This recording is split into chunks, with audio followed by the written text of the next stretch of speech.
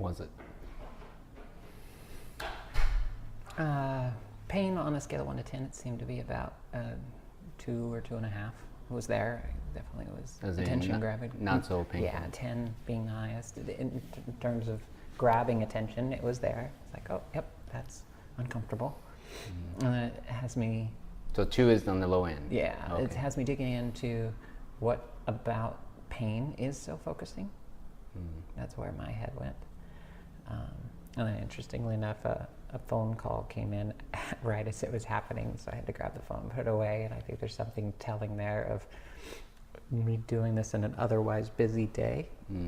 It was a challenge to properly set intention, but then through that process of thinking that through, I am seeking a lot of clarity right now in a particularly big set of decisions that I'm facing with my company, and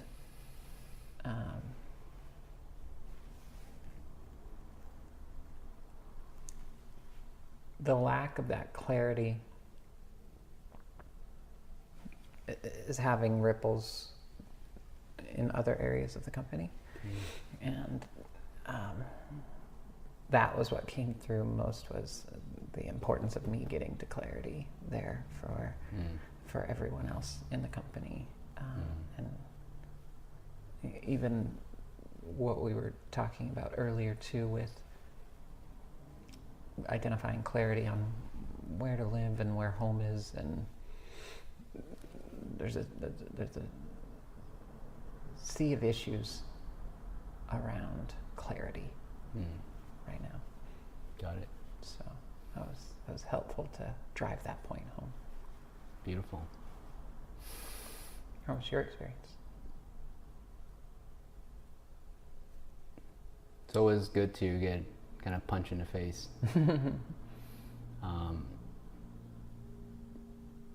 Honestly, for me, it was a little bit, gets a little agitated in the middle. Like in the middle of the day, we're doing this, right, trying to set up. I want to make sure that this is valuable for you. So there's a little bit of that, but as soon as Sananga hit it, it's like, boom, be in the moment, here and now. And it's very grounding for me. So it's a good reminder of why I do this. What do you actually mean when you say grounding? Yeah. Being the here and the now. I found that if I'm here and now, like right here, I'm not worried about what I should have done. I'm not worried about what I could do next moment. I'm right here and now.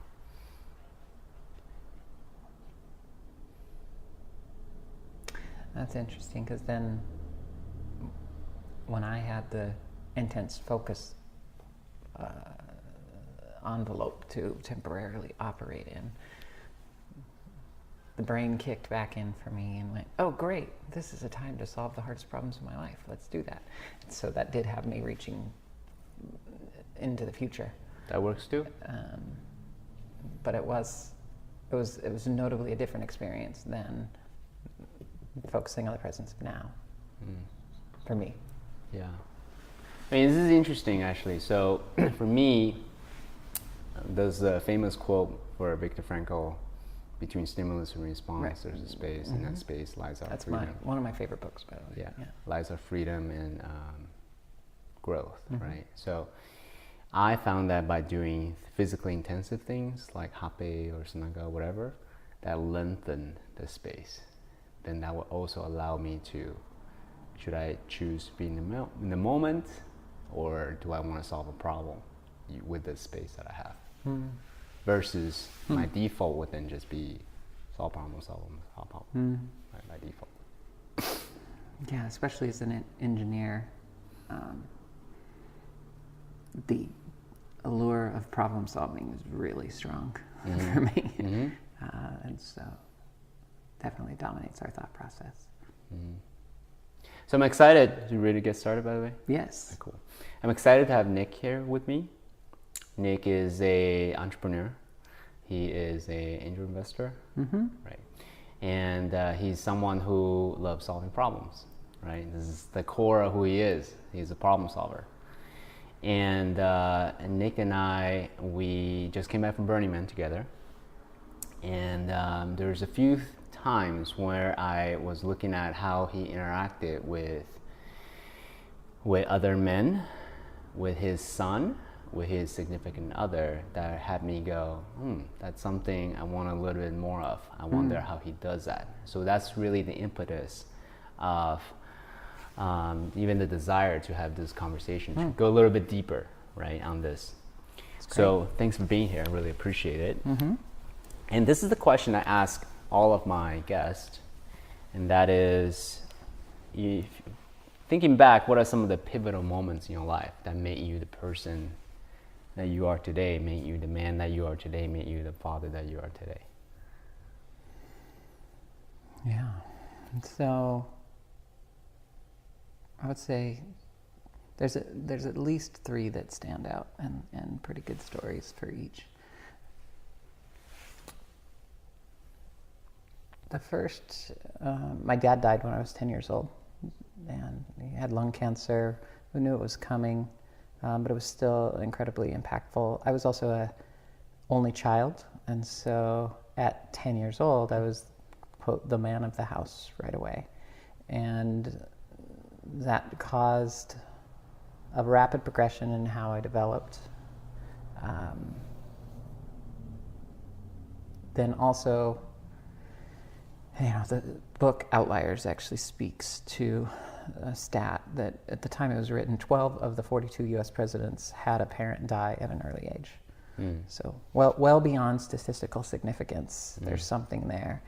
And the theory put forth in Outliers by Malcolm Gladwell was that you experiencing something like that at such an early age, it's quite literally the worst possible thing that can happen to you. Because if you die at an early age, well, I mean, I guess that's there, but those are removed from the population study.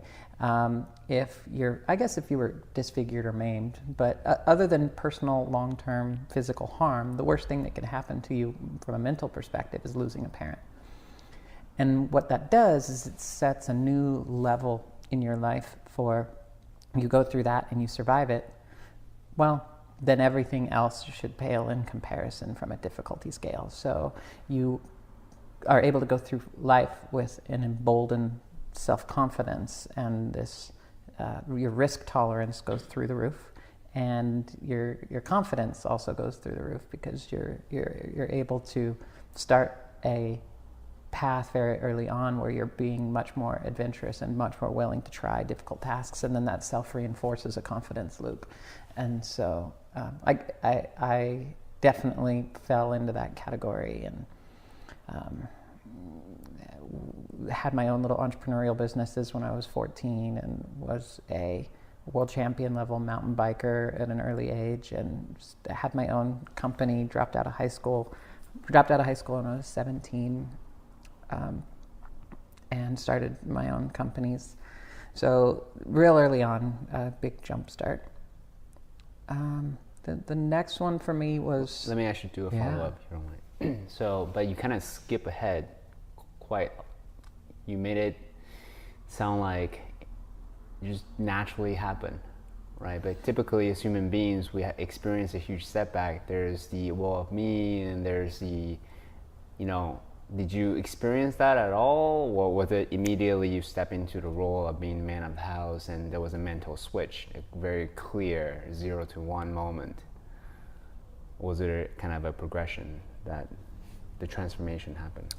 Well, I would say the other thing that happened, and it was the darker side of losing a parent at an early age. My mom also had her own set of challenges that she was going through at that point, and so she wasn't necessarily able to show up for me emotionally, and that created, so with her in an emotional coma and me associating emotions with feeling bad, I shut off a lot of the emotions in my life, and that wound up being difficult to untangle later in my life. But at this time, I think it actually fairly narrowly focused me on success as defined by the entrepreneurial version of success in a very early age. There was another shift that happened, the next big shift, which really had me start operating in the correct mindset. But that key lesson was you can do anything, and if not, there's very little downside in trying. Who injected idea into your brain? There was no specific person. What it was a feeling that I couldn't fail.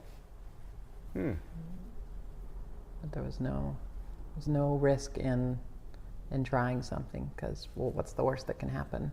It can't be as bad as that. So go for it. I see. So the experience of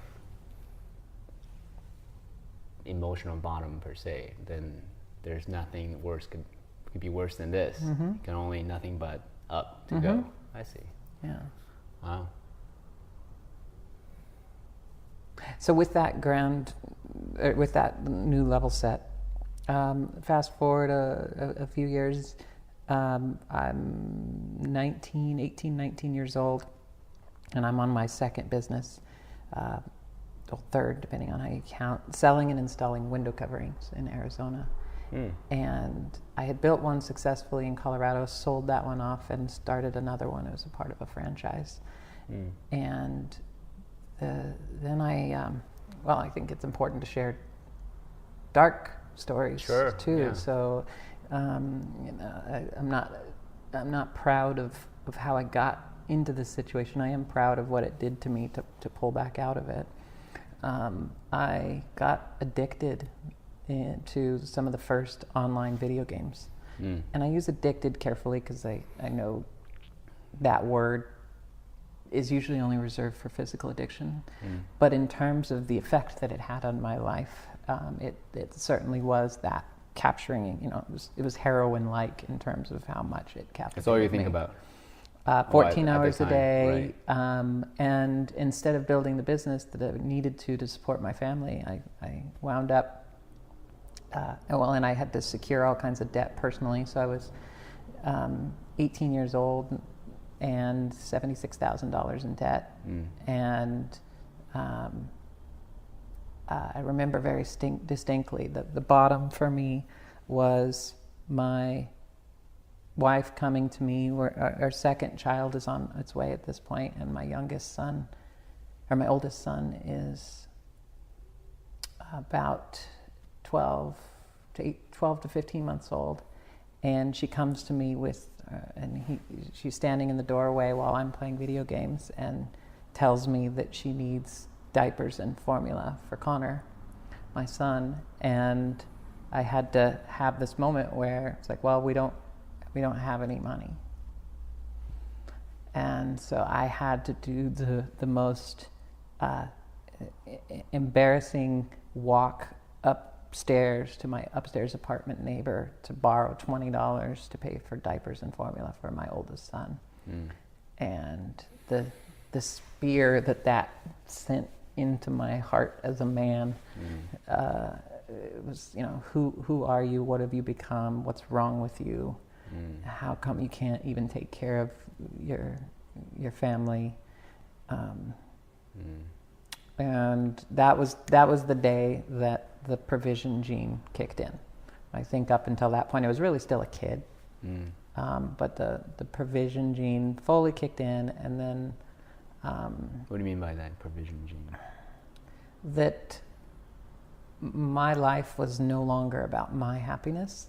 My purpose in life became to protect and to provide for my family.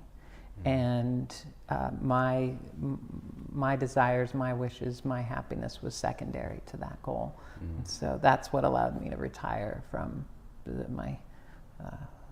my video game career, and so in to that start moment actually providing. Forward, you just no more video games. Yeah. Really? Yeah. One decision. Yeah, it was a sharp cutoff, and then it was several years, probably 10 years before I would touch video games again, because it felt like heroin to me. It felt like something that, wait, if I open that door back up, it's gonna cause harm in my life again. So maybe part of my success was just not being distracted by video games.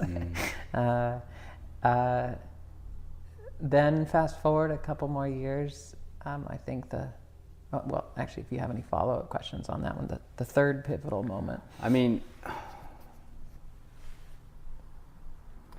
painful. One of my core philosophy these days is that we can definitely learn something without pain. That's a possibility. But for me, true transformational moments, true learning, embodied learning, often doesn't come from theoretical understanding, often comes from that deep, I even call it spiritual pain. I don't know how else to describe it. That moment, you'll walk to your upstairs neighbors, probably felt like the longest walk of your life, right, in that moment. And it was an incredibly impactful memory that motivated me throughout the rest of my life. The desire to make sure that never happened ever again became another new level set that was critical for me to stay away from. Do you feel that avoiding that level of pain is, I don't see how do I ask this question? So on the one hand, I appreciate learning from pain. On the other, certainly I don't want anyone to experience catastrophic pain that's gonna break their spirit per se, right? So where is that? What's your philosophy around pain, discomfort, displeasure? Well, then it's been interesting. I'm sure we've both had opportunities where friends have come to us and they need help, particularly financial. It seems like there's a circle of people that I've learned that if I give them money before they've actually bottomed and been through a sufficient level of pain in order to actually choose to change their mind, that I'm just delaying the inevitable. And so I've learned to really watch for, have they already made the conscious decision to change their behavior and they just need a help back up, or are they still riding that downward path or not? And so one of the key lessons that I learned there was I have to learn a series of lessons in this life, and it's up to me how easily I'm going to let the lesson be learned.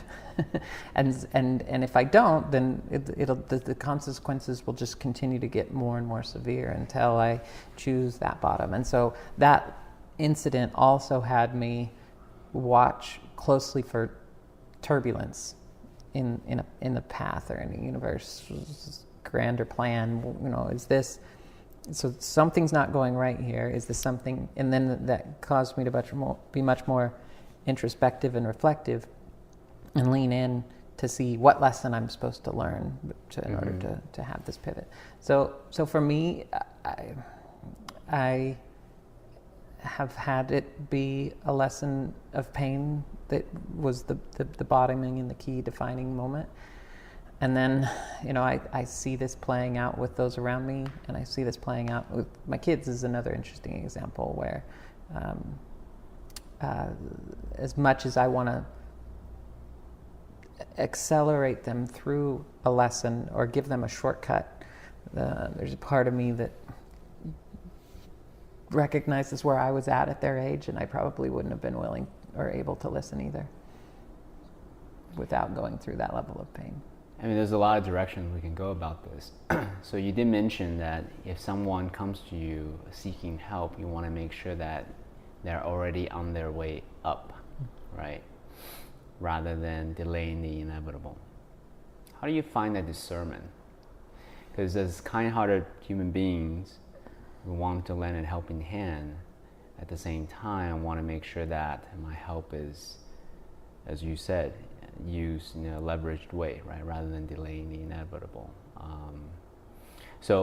And it's a layer context, because I want to provide masculine care. Masculine care is discipline. It's showing the truth, right? Making sure, like, discovering the truth by asking questions, asking the hard questions. Versus, from my perspective, feminine care is nurturing and like loving them up. Which, anyways, so that's how do you discern where they're at, those that are asking for help? I'm sure I've gotten it wrong, but when a key lesson or a key thing that I look for is listen to what people do rather than what they say. Mm-hmm. And if there's any confusion there, if there's any conflict there, what they do is actually where they're at. And so I will test with a series of actions. I identify, okay, we'll set up a smaller scale test here and see how they act. And are they backing up what they say when they say they want to make a change? Are they actually making the changes that are required in life to go towards that direction or not? And if not, then I patiently wait and continue to support in other verbal ways, but I won't throw too much action or money behind something until I see that they've made the actionable changes. People speak louder with their actions than with their words. Got it. Separate question, also something that you mentioned about how you raise your kids. Part of it, you didn't say this, but what I gather is you let them fail rather than, I'm mixing your analogy a little bit. You with the intention of teaching them how to fish rather than giving them the fish, right? How do you find that discernment there? Because there are times where they're gonna cry, they're gonna experience the pain, emotional, physical, whatever, and blame you for not helping them, right? Versus you create an environment, a safe environment for them to learn their lessons on their own, such that they can truly learn their lesson. Yeah, so this was especially apparent, that contrast was especially apparent in Pleasanton, California, which is a bubble community in Northern California that I choose to raise my kids in when I worked in San Francisco. And it's a great place for kids. It's safe, it's secure, the schools are amazing.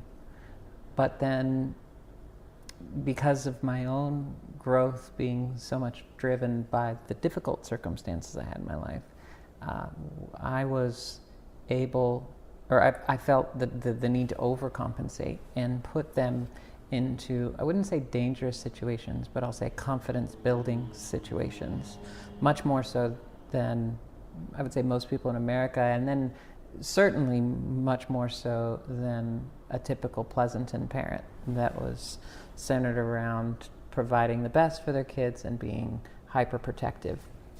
So one example was we had a zip line in the backyard that went down into the swimming pool, and that was very intentional on my part, not only because it was a lot of fun and a great engineering exercise and great set, but it was dangerous. And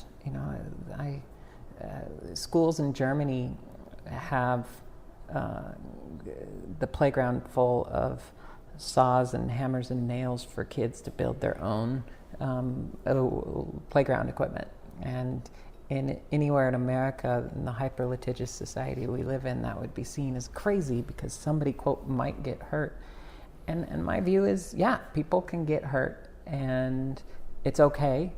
Let's make sure that no one gets permanently hurt, but let's not let this, I think the safety card is extremely overplayed in America, and this notion that no one ever should get hurt cuts off most of the confidence building activities that actually prepare us better for life. If we really look back to caveman days, the job of the mother and the father and the grandparents wasn't just to keep you safe. It was to toughen you up for the real world so that you knew how to be excellent and you could handle things as they came up. Interesting corollary, there's been a few theories kicked around on the evolutionary significance of nightmares. And the best one that's been proposed, that I've heard at least, is that it creates a consequence-free environment for a child to be exposed to trauma, to difficult situations, so that then when they get into a real life, real world situation, they don't just freeze because they've never experienced anything like that before. And so I like the fact that if my kids are thrown into a difficult situation compared to, say, the average Pleasanton kid, they're going to be able to handle their shit, and they're going to be able to roll with it because they've been in semi-dangerous situations with me in an environment where I know that there was no permanent harm that would fall to them, but that they would face fear. And they would overcome it. I think also overcoming fear is an incredibly valuable skill that you can give to your kids, and we need to toughen up the way that we think about raising kids in America, and I would say more narrowly in California in specific. It seems that the way that it's taking shape is going to certainly take away from the entrepreneurial spirit, because it's going to have everybody terrified of risk. Yeah. So what are some of the tactical things? I want to make sure that people walk away with something that they can take action about. Can you give some examples of some activities that you're taking your kids on that builds their confidence, that involves risks? So real simple one, and do this basically once they are comfortable enough communicating with adults that they can handle themselves. Send them into a grocery store and have them buy something. It's real simple, but if you look at a 4 to 5 year old kid, that's a challenge. It's also super safe. You can watch the doors. No one's going to kidnap your kid. You've got total control of the situation, but you're not there, and they're having to figure out how to find something in the store, how to pay, how to interact with strangers. I mean, that was a real good, safe, but exposes them to a lot of situations. Another one is forced conversations with adults in one way or another. It's super safe, but ask really difficult questions at the dinner table that challenge them. Go around the table with forcing them to articulate a particular point of view, forcing them to hold court in conversations. I happen to love dangerous, semi-dangerous outdoor adventure sports too.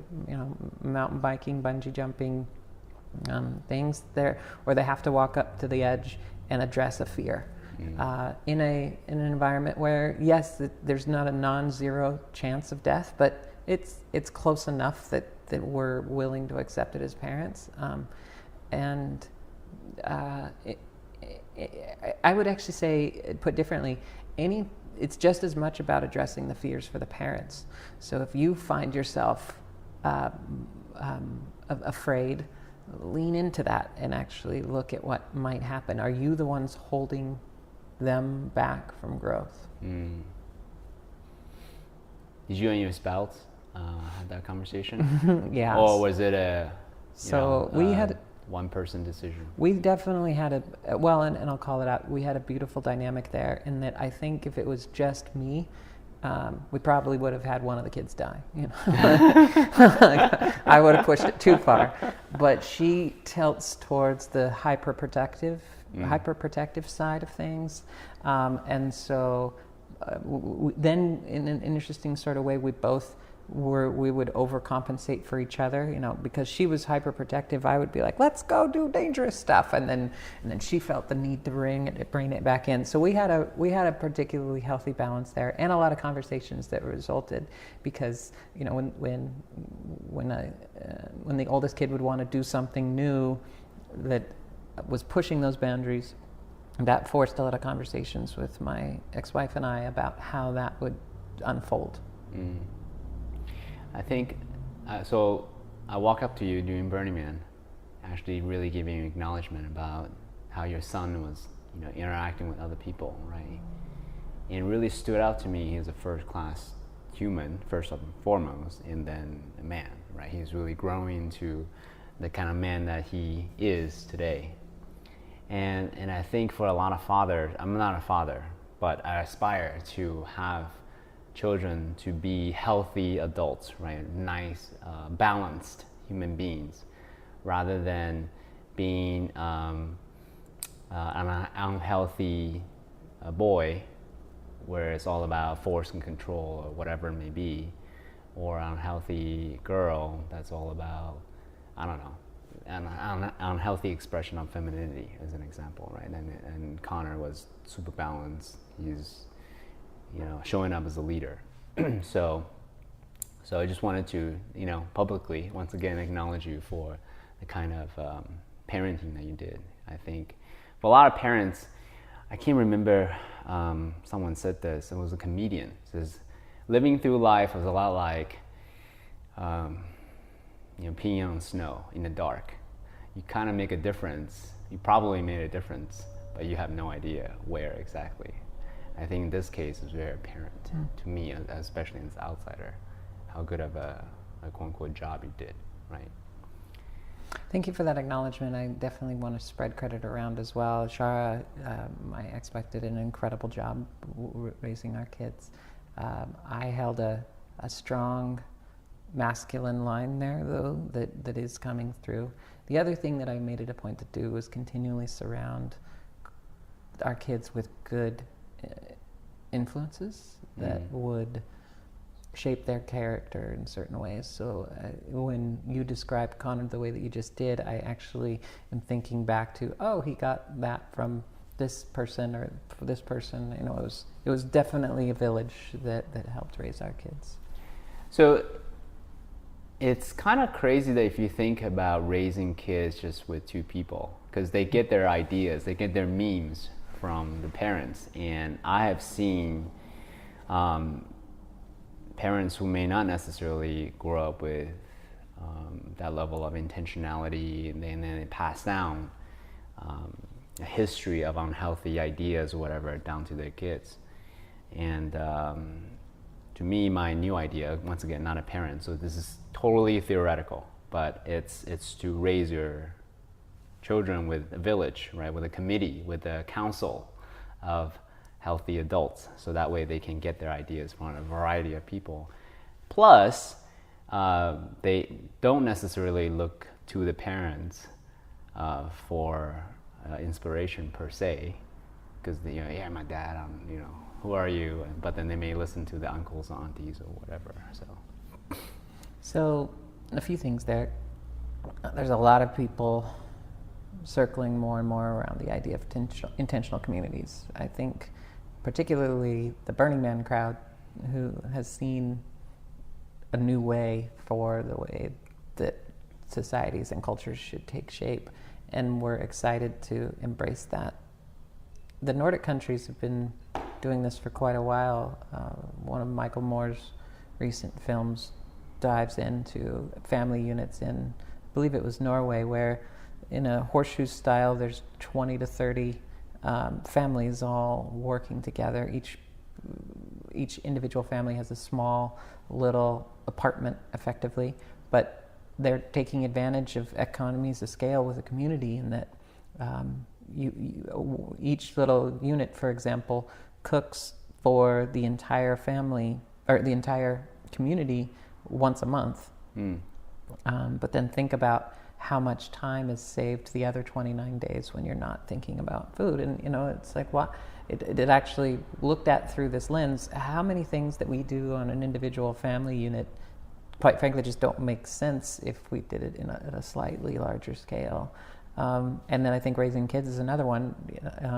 To have the burden of dealing with all of the issues that come up with a singular perspective from one parent or two parents, just it doesn't really make sense. It seems far better to spread around. The third factor there that's pretty interesting too is I think that I've developed an idea that kids are effectively genetically engineered to start to hate their parents when they're teenagers. And it's under this notion of the best thing for them to do once they're of child rearing age, let's call it 14 to 16 years old, is get away and get out of the house so that they can spread their seed elsewhere. Oh, interesting. And so we've culturally adopted that the age for somebody to leave is somewhere between 18 and 22, which makes for some very painful years, while the parents also are having to shift from treating that child from a child to an adult when they're not actually adults yet, and they can see that, and so there's all that tension. And then the default stance for just about every teenager is everything that mom or dad say is wrong, and I need to do the exact opposite. Yeah. And instead we put a pressure cooker and put all of those people in the same house together and force that they work it out. It's actually kind of crazy that there's not much more troubles raising teenage kids in today's world. So you mentioned 2 pivotal moments so far. What was the third one? The next one that really jumps out, I was working with this guy named Leslie Bohm on my third company in Boulder, Colorado in 2000. And we went on a walk, and I asked him for some advice because he was about 30 years my senior, and I could tell far more advanced in life than I was in terms of growth. And at this point in my life, I had had the humility also to realize that I needed a lot of help.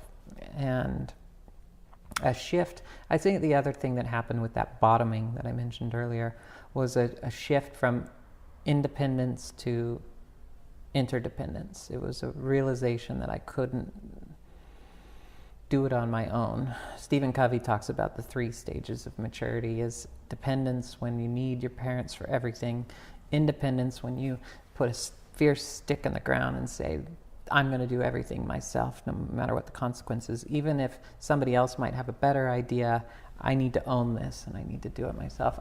I think a lot of people are in that phase until they're about 26 or 27.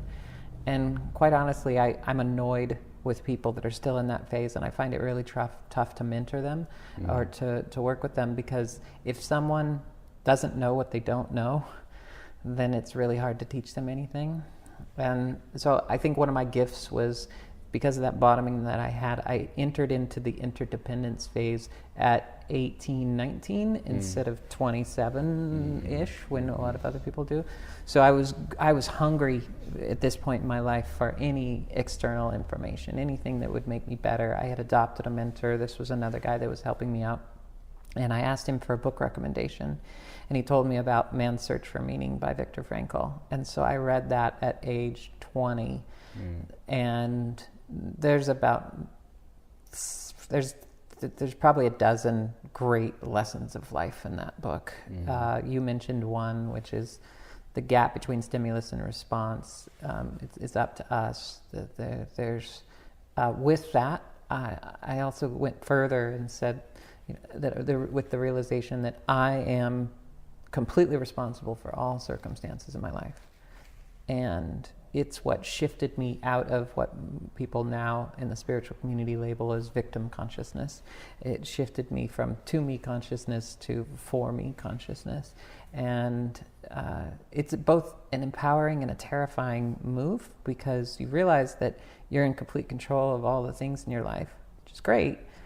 But then you also have no one else to blame if there's a problem. And that shift for me, I think, was of the most pivotal, because it put me in control of my life rather than feeling like I was at the act of, or at the circumstance of the rest of the world. So you realized that from the book. Did you have further conversation with that guy to help you elucidate some of this? And I ask this question because there's book understanding, and then there's embodied understanding, and there's like true mastery, right? So how were you able to, I guess, elevate? I'm glad you dug deeper there. So in hindsight,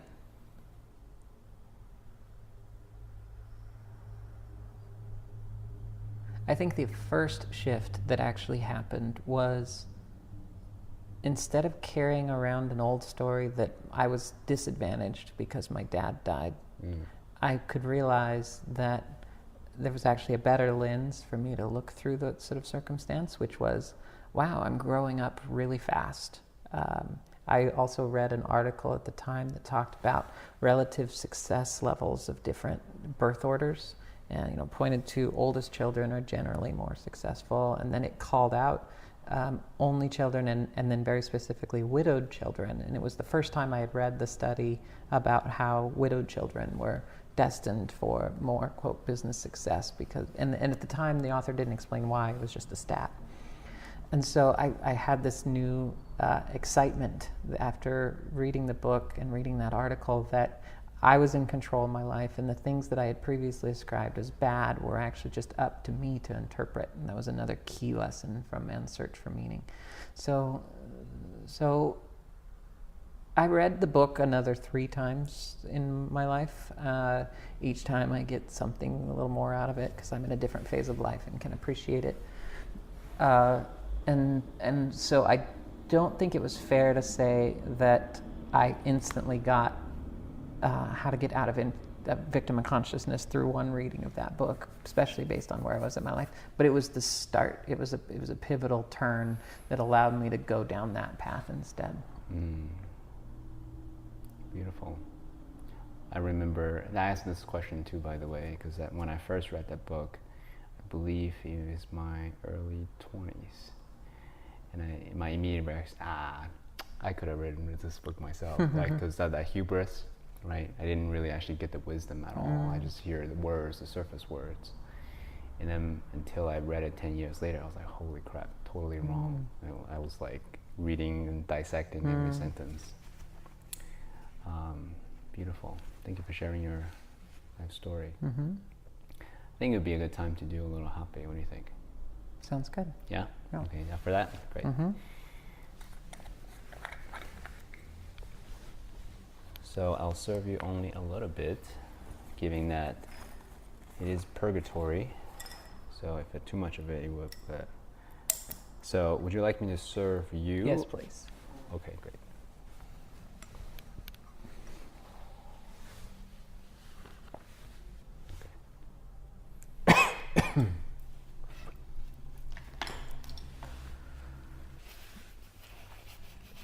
Man, take it like a champ. Switch gear a little bit. Confucius said this quote I really, really love. He says, self-mastery first, then your family, then the nation, then the world. If you want to do better in your nation, first start off with self-mastery. So what are some of your tactical, daily disciplines that you do to have you be grounded, considerate, heart-centered, the person that you are? Yeah, I would actually say I've been much more intentional about this in the last 2 to 3 years. And then even more so in the last year and a half. I would say the first 37 years of my life, I was, I have found that our life gets propelled across 4 different boosters on a platform: heart, mind, body, spirit. And for the first 37 years of my life, I just through sheer brute force, the booster for mind was fully on and going up very fast. And the other 3 sides of the platform were kind of awkwardly dragging behind. It still worked. It still got me there. But a big shift in the last 3 years to take better attention to heart, spirit, and body.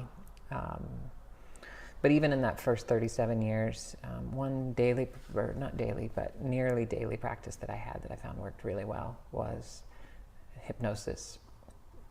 So there's a site, hypnosisdownloads.com, where you can go and download a 15 to 20 minute MP3 for $5 to $10, and they have just about every topic imaginable for self-improvement. And I found that I would always get sleepy around 3 p.m. and especially running on small number of hours of sleep throughout the day, I could take a 20-25 minute nap, fall asleep, wake up feeling refreshed, and then improve some aspect of my life along the way. It was kind of like a self-improvement session and a reset nap all in one. So you take a 20-minute nap listening to the recording from hypnosis.com. Hypnosisdownloads.com, yeah. Yes, And then, downloads.com. yeah, I did that I've done that, I haven't done it a lot in the last year or so, but I would say 5 days a week for most of the last 15 years, I had this practice. And I think there was a bunch of restorative benefits from the nap, also an intentional, calm meditation-like break in the day that allowed for a reset. Is it new recordings every day, or is it kind of the same I recordings? had a rotation of probably 200 of them that I've been through, and I've probably now listened to all of them dozens of times each. Occasionally I'll still buy new ones. It's also taught me how to fall asleep incredibly quickly and efficiently, so I can also sneak in a power nap whenever I need to. So I would say being a master of my own sleep and being able to take a nap. I've got a 10-minute version that I can listen to before, especially if I've had the end of a long day, but I know I need to go out for, say, at a conference. I'll sneak back to my hotel room for 10 minutes and reboot with a 10-minute power nap. Is there one that's your favorite that you would recommend the listener to check out first? There's a pack of 6 called the Millionaire Mindset that walks through uncovering self-limiting beliefs, having focus, clarity, motivation, and that it's a 6-pack that's particularly good. Thank you. So that was kind of really all I did for the first 37 years of my life, and I would say actually I treated my body like it was a rental. I had a dysfunctional, it was actually a very functional but certainly unhealthy relationship with alcohol. Alcohol was my way of turning off at the end of the night, and I was disciplined and professional and responsible enough to make sure that I always showed up the next day, and if it felt like it was interfering with my life, I would pull it back. But it was certainly my vice and my drug. I've changed my relationship with alcohol radically in the last 3 years. What is it now? Now I'm a 10 drinks a month kind of person. It was very intentional, and it's not part of my daily routine. I was never physically addicted to alcohol, but I was absolutely addicted to the circumstances that alcohol created for me. I loved going out with friends and having a good time, and having my mind be able to turn off to fully enjoy and appreciate life. You call it a social lubricant. Yeah, definitely. And then more recently, boosting up the heart, mind, or the heart, body, spirit boosters. I have gotten into yoga. I have nearly a daily meditation practice. Exercising a lot more, taking a lot better care of my body. Been experimenting with keto. I think I've tried every nootropic known to man at this point. Anyone you recommend? This changes regularly, because I also think that you get different benefits by trying a bunch of different ones. But one of my new favorites, Bulletproof Labs, in Santa Monica, run by Dave Asprey, has a whole slew of different fun things that you can do for your body and your mind. And then they also sell a blended nootropic called Smart Mode that you can take. And that's been great with limited downsides. Quite a few of the other nootropics, one of their key ingredients is caffeine. And I've found that caffeine for me is undesirable in its effects on my sleep. A lot of people don't actually realize that caffeine has a half-life of 18 hours. And so we think, oh, I'm taking it in the morning. It's still absolutely affecting you that night when you go to sleep. And so people talk about not being able to remember their dreams or not being able to get good sleep. You should really look at their caffeine habits to determine. And so it's hard to find a good nootropic that is effective that doesn't have caffeine. So you don't take any caffeine at all? I will have a matcha green tea every once in a while. Minimum. But very, very, very little caffeine intentionally. I've also found that caffeine was overclocking me, which made my mind feel more mentally clear, but it actually made it more difficult to focus on a more intense, longer term task because I was so quick to bounce to the next thing that needed to be done. And so I've been gradually weaning caffeine out of my life. That's so interesting. Thanks for sharing. In my mind, the way I use caffeine is I'm kind of thinking my focus as a searchlight, and caffeine allows it to focus to a laser to burn through anything. So there's a clear difference with caffeine, without caffeine. But you're right about the secondary effect that it's so bouncy, right? I can't sustain it for far too long. I also think it's different for different people. I know for a lot of people, caffeine does wonders for them. It's just my particular brain chemistry and working habits. Yeah. Any other discipline? Yeah. So the other big shift that's happened for me in the last year and a half is leading with my heart. Acting as a heart-centered technology leader. If you say love in business, it's still kind of a dirty word. It shows weakness, or that you are muddied by emotion, when I've found quite the opposite, that by showing up with love first, there's an even more expanded view of growth available to me and to everyone around me. And my fiancée Brigitte I jokingly refer to her as a goddess of love, and she's definitely the one that's taught me the importance of leading with my heart and showing up first and foremost there. There's a really great book that dives into, they don't label it that way, but I believe that it's carrying this forward message. It's called The 15 Commitments of Conscious Leadership. And they walk through not only the victim consciousness that we were talking about earlier and the shifts through 4 other phases that you can go through as a leader, but also a set of behaviors that they clearly illustrate for you. If you're acting this way, you're below the line or unconscious, and if you're acting this way, and here's the right way to show up in that situation instead.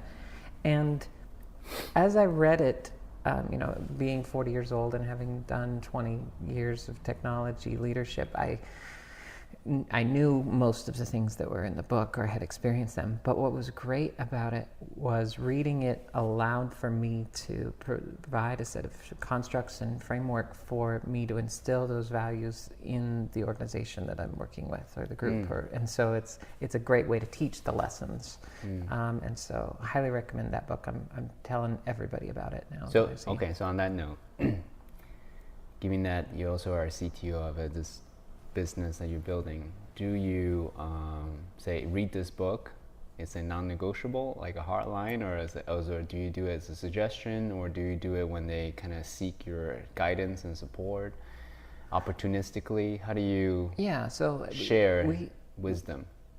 This is a good question. I've thought about making a few books mandatory reading for my current company.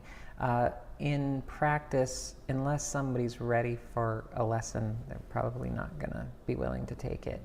So I've created a hashtag self-improvement channel at Slack, or on the company's Slack, and I've started posting different books that I think people should read. And then really what happens in practice is we'll be out in a group setting and something will come up, and I'll mention this book enough times that people finally go, okay, fine, I'll read it, because if nothing else, it's going to provide. I tell people, like, if you read this, we'll be able to build the same way together. And so I definitely, actually, circling back to a parenting lesson too, I love this one, Hobson's Choice. Hobson's Choice? Yeah, for readers that aren't familiar, the story is a guy that owned a stable where kids could rent ponies to ride around.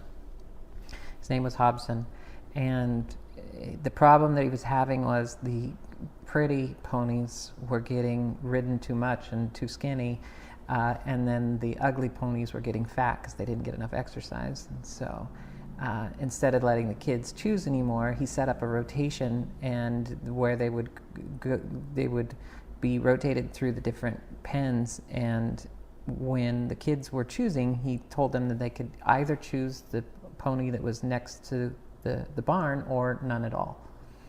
And I found that choice is incredibly important, and that feeling of autonomy is a core motivator for intrinsic motivation, people feeling like they're in control. And so the beauty, though, that you have as a parent is you can control what the choices are. And so a classic example I give is asking the child, do you want to go to bed now or in 15 minutes? And instead of, okay, it's time to go to bed, you've given them two choices, both of which you're acceptable with, and then they feel empowered, but you're controlling the box. And so I found that to be incredibly helpful when I don't use that trick on people that I work with me. But right. Do you want this book now or in 15 minutes? But definitely with kids, it works great. But how does it translate? Because this is one of those questions that all company leaders think about. Is there a certain conscious shift that you want to see in your people? But human beings are human beings, and they don't like to be forced or being told what to do. And then when they're being told what to do, they naturally resist, right? Exactly. It's very similar to the analogy you gave about parenting. Not exactly the same, but it's very similar. So then how do you create a good enrollment conversation about what are some of these shifts, with knowing that you also control ultimately their paycheck, their environment, the kind of people they get to work with, and a lot of different factors, right? So yeah, I know it's cliche, but it really just does come down to this for me, is lead by example. Okay. That I show up and continually demonstrate above the line decision making and behavior, and set that example for the company. And then occasionally I think it's also important for a community, and this really does need to be done at a community level rather than an individual punishment level, for the community to take a stance for behaviors that are unacceptable to the community. And if they exist, and it's like, hey, that's, we're all standing together and saying that's not how we as a community roll. And so if you want to choose to be a part of this community, you're going to have to change your behaviors. So it's another way to give the choice. So in your company, you guys don't have like a non-negotiable, like this is what we do and this is what we don't do, like a place to begin that kind of discussion? We definitely what my favorite way to do that, and I've done this at 3 companies now. We create a construct for a tag cloud based exercise where we sit down early in the company's life as it was a way to define culture. The first tag cloud is what I call who we are, and this is a set of character attributes that define what it means to be in that company, and this would determine what kinds of things we're interviewing for example. My number one that's always on the list is integrity, because I believe trust is the foundation of all relationships. And if I can't trust and count on those that I'm working with, then it's really hard to build on anything less. So then the second tag cloud is how we roll. And these are the set of behaviors that we enable within the company. And then, okay, so you do have black and white, the behaviors we embody and how we roll. Yeah, who we are and how we roll are defined as a set of keywords. And then we inculcate that into the culture by making sure that we are making daily decisions that align with those. And we create a psychologically safe environment for everybody to call out if there's departures from those agreed upon principles. So are there consequences if I don't adhere to how we roll? So a real key one where we had to have this conversation, I asked the evocative question: if we're saying that integrity is a principal value, do we fire somebody for lying? And it spawned a really interesting conversation that wound up effectively distilling to how draconian we were going to be about enforcing these. And I intentionally held no, we would absolutely fire somebody if they were caught in a lie, and it would be an irrecoverable offense. And then some of the more compassionate people in the room stood up and said, well, wait, we'd have to look at the circumstance, or maybe they were in a really tough spot, or let's understand the details before just having a blanket rule. And we ultimately settled on that.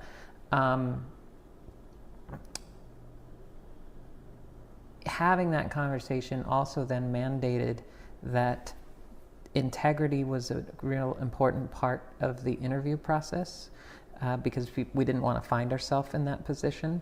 And then when somebody hears coming in the door that integrity is that important, they're going to think twice.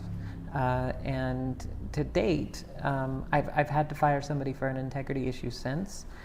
But it actually became an interesting rallying point around those principles, and people were happy to see that we were willing to stand behind those principles. So it's been remarkably successful in helping to define the culture. Thank you for that. Tactically speaking, how do you filter for integrity?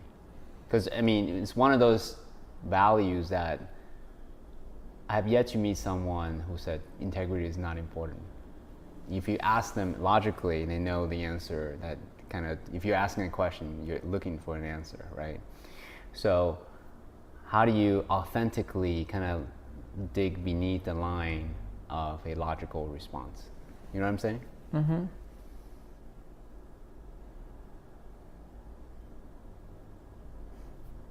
It's funny, after probably interviewed 500 candidates now, so it's just natural, and I can tell. Sure. But then I'm digging into it. There is a filtering mechanism in the workplace where if someone is continually not in integrity, then they won't excel. They won't, unless you're in sales. I don't know. But generally speaking, if someone comes in well referred, or if they come with a good reputation, you can kind of check that box that they must have already learned that, or they wouldn't be where they are. I see.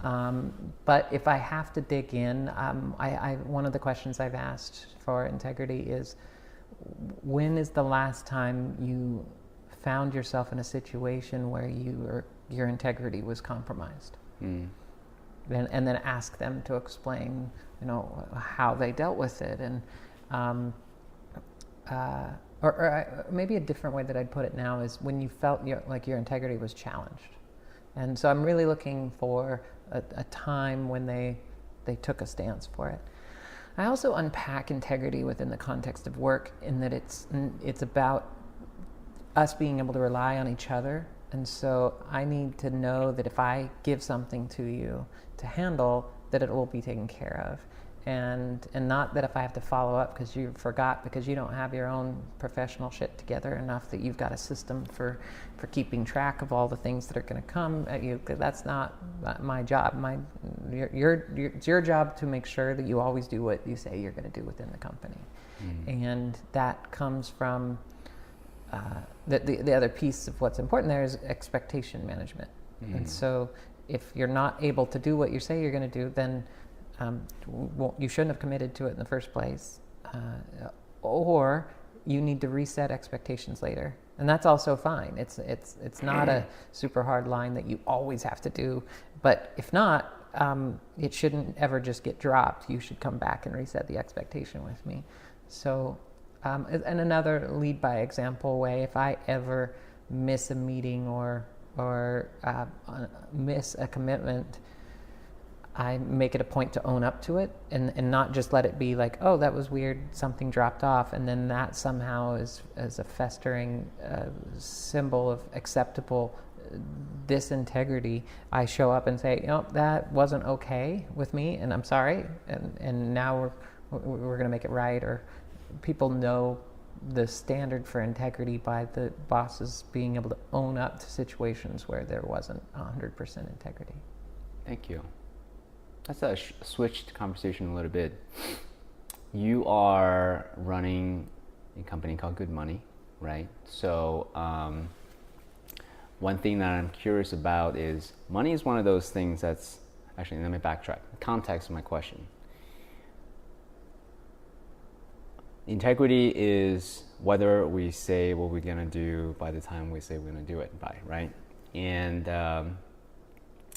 And resource allocation is a huge aspect of life, whether it be time, whether it be money, whether it be what energy we put in. For someone that's listening who aspire to be an entrepreneur, who aspire to be an investor, right? Money is a huge aspect of life that we need to be better at. So knowing that, what disciplines around ways to be better at managing money that perhaps I assume I'm curious to know if you have any particular suggestion or practices on be a better entrepreneur, be better money resource management. Yeah, there's an interesting conflict right now in two schools of thought, and I've lived both. And I personally have been much more successful in the latter. Scarcity versus abundance. There's one view which would be well proselytized by the millionaire next door, which is this idea that the way that you actually become a self-made millionaire is through spending less and being miserly and being frugal. And I definitely think that there's value in those lessons. But the broader shift that I've made more recently, and I'll fully acknowledge and admit my bias here in that it's much easier to speak about abundance once you have it. Mm-hmm. But now coming out the other side, living a mindset of abundance rather than scarcity has increased my wealth even more. And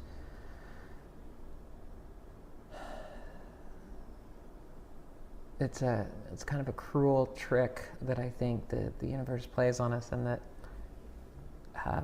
we don't really understand the full power of abundance until we have it. So having what you have now, knowing what you know now, speaking to I'm assuming, right? Let's say you speak to your son, you speak to your daughter, or speak to an aspiring entrepreneur who may not necessarily have tools that you have. What tactical advice, mindset, practices can you advise them on in such a way that can perhaps accelerate the process? Yes, but I do want to add actually another qualifier, which please. is recognizing the difficulty of the current economic climate, which I think it is set up to reward the people that already have money. And so there's a tremendous amount of inertia required to break through from the mobility in America is lower than it ever has been, and it's a tough problem. So I don't want to sugarcoat just how easy it is and be that guy that says, "Oh yeah, just put your mind to it and you can make it happen." I know it's a lot more difficult than that. Because I've done it. But I will say,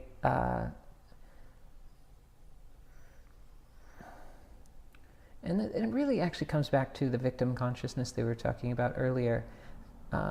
It's so easy for us to externalize and say, well, I can't get this job because I don't have the college degree, or I can't get this job because I don't have experience, or I can't do... there are always creative ways to knock down walls and challenges and hurdles and problems. And so I would say lean into the can't. And when I really look at a lot of the conversations that I'm having with people that I'm mentoring or my kids, this is a resounding theme, is knocking down their can't walls, where they've put up something that is hindering their own success through, ultimately it's a lack of creativity and or a lack of ambition. But putting those two ingredients together, I think that all of the can'ts can be addressed.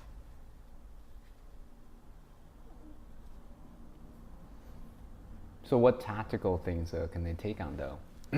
So, for example, my daughter Anna went to Burning Man with us this year, and she's come home. She was just super excited about showing up to the playa next year with her gift, because she really thought very deeply about what she would want to do next,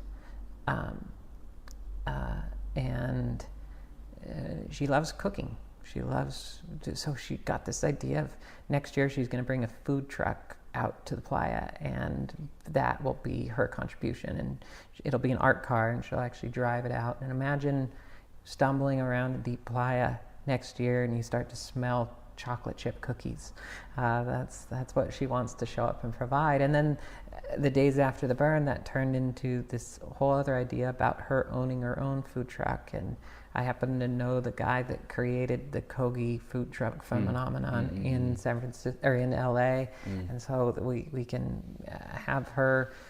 And I said, so well, actually, the best thing for you to do to get started is to work at a food truck for a few months and understand what it's like. And so I've now took something where she was ready to just fall into a crap job somewhere to start to make money. Or decide whether or not she was going to go on a gap year. Now she's super excited and enthused about working at a food truck, and it's not because she's really going to enjoy that work, because it's a stepping stone for her being able to build to something much bigger. I have to say, I also recognize my kids have the benefit of they all have what I put together for them is called a future fund, where it's a small amount of money, but they can invest it however they want to in a way that's going to improve their net worth, or it's going to make them better. So whether it's going to college, starting a business, or putting a down payment on a house, they're able to do that. That's a gift that they have. That's a significant advantage that a lot of people, that most people don't have. But I will say, I did it. Starting with nothing and raising 4 kids, and now I'm a self-made millionaire through. And I would say I didn't do it through saving or scarcity. I did it through figuring out how to lever up my abilities beyond what I was accomplishing just myself. So as part of a larger team or a larger company or a bunch of other smart people working together. Yeah. I asked this question because I realized that more and more, yes, such a fundamental financial skills to have is resource allocation. Like look at your budget, make sure your cash flow is managed properly. And then where do you allocate your resources such that you can have the kind of life that you want, whatever it may be, maybe investing into a food truck or whatever, right? Whatever it is that you want to do. And I think the more conversation we can have about this, the more we can not just address the mindset, because there are a lot of mindset type teachings. But what I found was like the gap, the missing is, okay, so I get it, mindset, right? But what are some of the tactical things? Can I go out and try and be better entrepreneurs? And another thing that would distinguish from this podcast is that if you want to be better at anything, just really go out and do it. If you want to be a better fighter, the way to do it is to fight. If you want to be an entrepreneur, the way to do it is by starting businesses, by making offers. You want to be better chefs, start cooking and trial by error kind of a thing. Broader conversation is in the future of technology and money. From your perspective, from your viewpoint, what are some of the things that what's something that's up and coming that men could do to be better men in modern times? I know that this may sound like a disparate question, but I'm just curious to know if you have any thoughts on that. Sure. So I said earlier that my purpose in life was to protect and provide for my family. I've also recognized and developed my own view of the purpose of men more broadly, and that's to protect and to provide for women and families. That's why we're here. And so when I look at the relationships that I have with other women in my life, and not just my fiance, but our friends, I see that it's my job to show up and protect and provide for them in all forms. Sometimes that's support emotionally, sometimes it's financial support. But if we saw a collective shift with men towards that view, I think that we'd be in much better shape than the scarcity mindset that allows us to claw back to resources that only we feel that we need to spend or to expend, but also get men out of the conquer notion that they've carried forward with a lot of, let's call it out. Conquering competitive behavior has its evolutionary significance, and when I look back to 2 tribes that were side by side, but one was very competitive and conquer-oriented, chances are the other one's dead. So, we're a result of a lot of those behaviors being passed down through genes, and that has served well for conquering the planet. But now the planet's conquered, and Elon, Bezos, and others have decided that there's new territory to conquer. But what we really should be doing is figuring out different ways to collaborate instead of compete.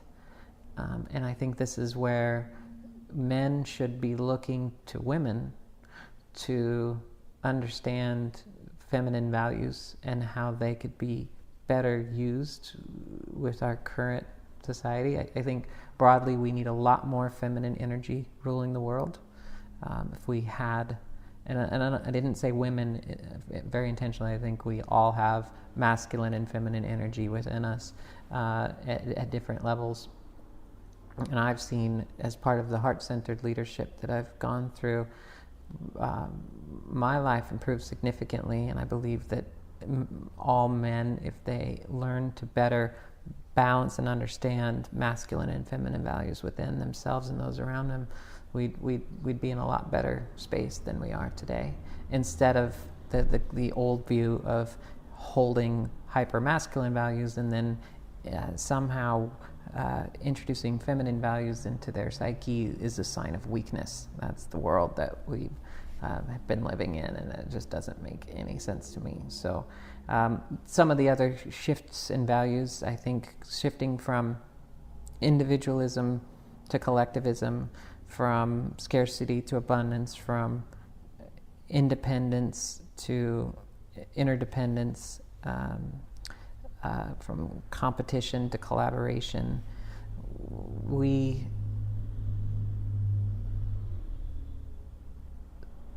need much more of that, and I'm putting my money where my mouth is here. I run a foundation with my fiance called the Upward Spirals Foundation that is about getting, and it's inspired by our love story, where I pour love into her in a way that she reciprocates and appreciates. So then I get more love back, and it creates an upward spiral in our dynamic and the way that it works. And I think that's actually a beautiful model to think about how we create a thriving future for humanity, is to think of it as an upward spiral in all aspects. And that also allows you to watch for downward spirals. So we find people, not necessarily women, but a few of them have been men, where they're bringing feminine values in the work that they do, but they may not have necessarily tapped into the American capitalism way of extracting value from society. And we find ways to support them with their gifts and bring that shift.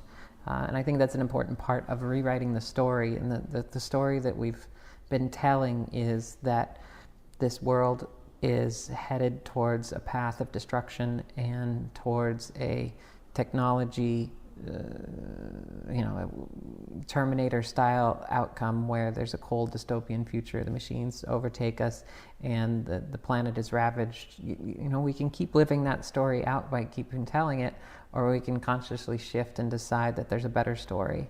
And I think the root of it is restoring the relationship between the masculine and feminine in our relationships with our family, with ourselves, and the broader community around how the thriving future for humanity is created.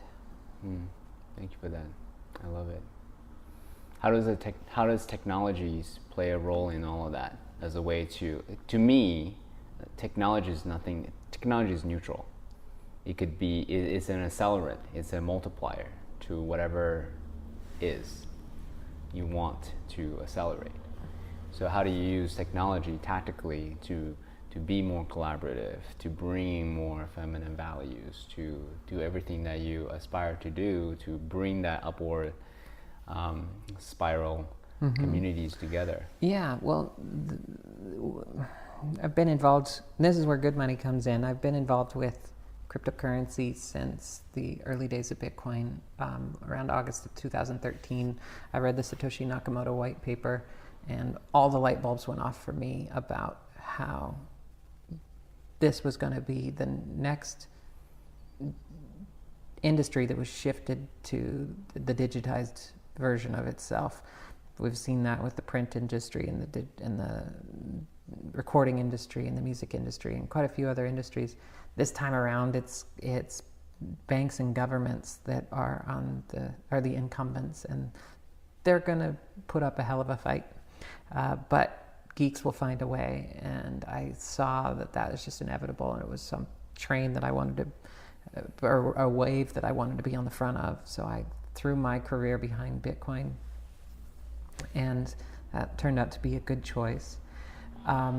I saw one set of values, one shift there that other people don't talk about enough. But if you really read the Satoshi Nakamoto white paper, he talks an awful lot about trust and how the trust that we have viewed to date within the financial ecosystem has been trust through reputation, and how that has catastrophically failed us a number of different times. Most notably recently was the 2008 subprime lending crisis, where we trusted that the big banks were going to take care of us. And Bitcoin is putting forth a new model based on technology where trust is not handled by reputation, but it's handled through verification or math instead. And it's a trustless environment, which is going to have far-reaching implications throughout the rest of humanity's life with technology. That's a really big, important point. And so that was the first wave of crypto, was this idea that you could build out a public distributed ledger run by a bunch of computers on the internet where you could only trust 51% of them. I'd say Bitcoin and Ethereum put a big check mark next to that we've accomplished that. The second wave of crypto was about ICOs and ultimately, in a word, liquidity. This idea that instead of a startup having to raise a lot of rounds of funding and do everything right, we could have liquidity, give startups the money up front to do what they need to. The third wave of crypto is where this gets interesting, and I'm calling it programmable money. And it's not just about the digitization of cash. It's actually about this idea that people are going to wake up to the fact that if you can make up money, and you can make up a new currency that's not based on a government, wow, that's a tremendous opportunity to make up the values behind the currency as well. And you can start to shift people towards the thriving future for humanity that we want to create by incentivizing the right set of behaviors through the way that the currency is constructed. And good money's definitely heading in that direction, and that's that third wave of crypto I believe we're right in front of. And so I pay a lot of attention, shorter answer to your question, I pay a lot of attention to incentives. And if you really want to dig into how to change the way things work at a big level, look at where people have established their top level goals. What is the true north in the way that they operate and think? And great example of this is Bhutan with its gross national happiness instead of gross national product as its top order measurement. I think we need to make a couple of big incentive shifts around the way that people define thriving. And once we do that, we'll see a better future. I think that's the role of technology. There's also some crazier ideas that I have about how smart contracts can actually be the way to codify Isaac Asimov's 3 levels of robotics to make sure that all the decisions that machines make are ultimately put through the system of smart contracts. And that's how we make sure that they don't take us over, because we define the rules ahead of time for how they make decisions. You mentioned actually another thing about community. I'm curious. Community is super important. I'm a huge believer that we're a product of our environment. We're the average the 5 people we spend the most time with. A number of quotes I'm sure you probably know of personally as well. How do you cultivate the kind of environment that you live in? How do you cultivate the council of people that advise you on your own behavior? And then more specifically, how do you select the men in your life such that you can always be the best men that you can be?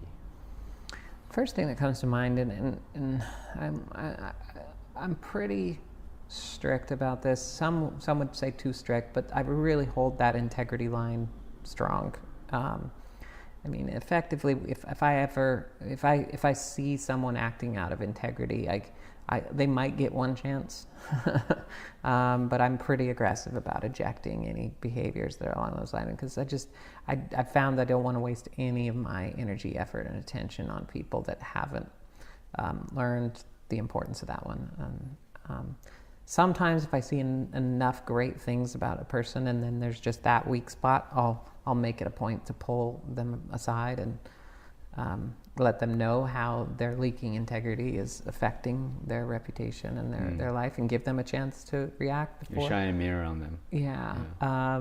But that one comes up for me is I'm pretty immovable on.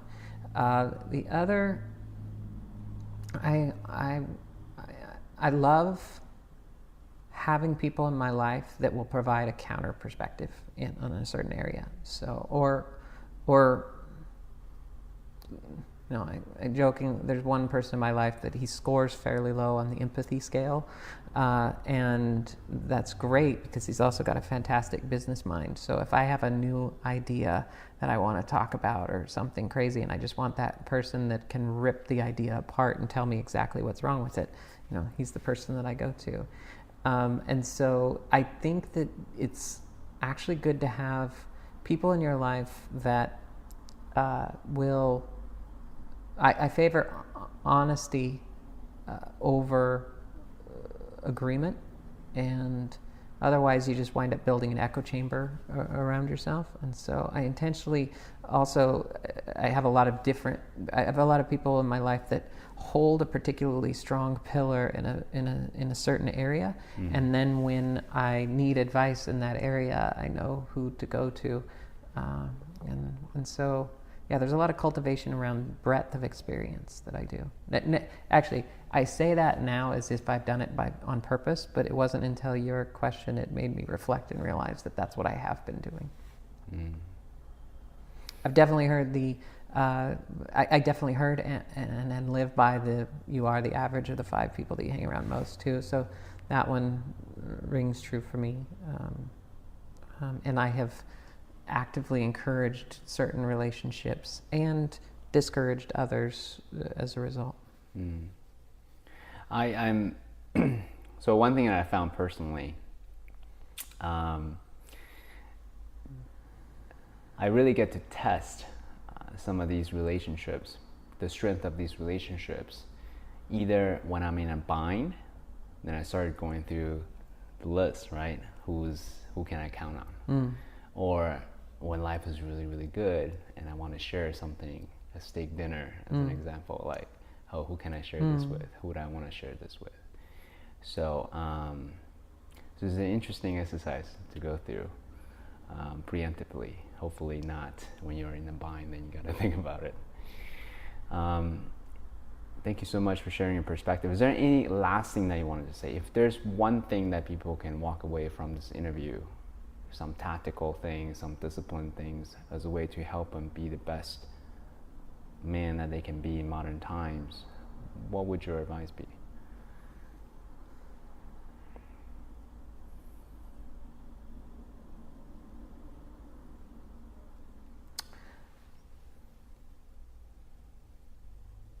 A commitment to self-growth, because no matter where you are, or it's not where you are, it's where you're going. And so it's easy to wallow in a particular circumstance, but if you're continually committed to improving your situation, you'll always be in a better spot.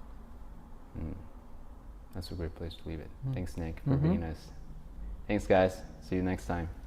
Oh, actually, you know what? One last thing. One thing I always kind of forgot to do. I want to acknowledge you for how you show up in this this interview, for sharing so generously about your life events, the misfortunes and the fortunes, as well as how you parent, how you kind of look at the difficulties of parenthood. 4 kids, that's more kids than most people.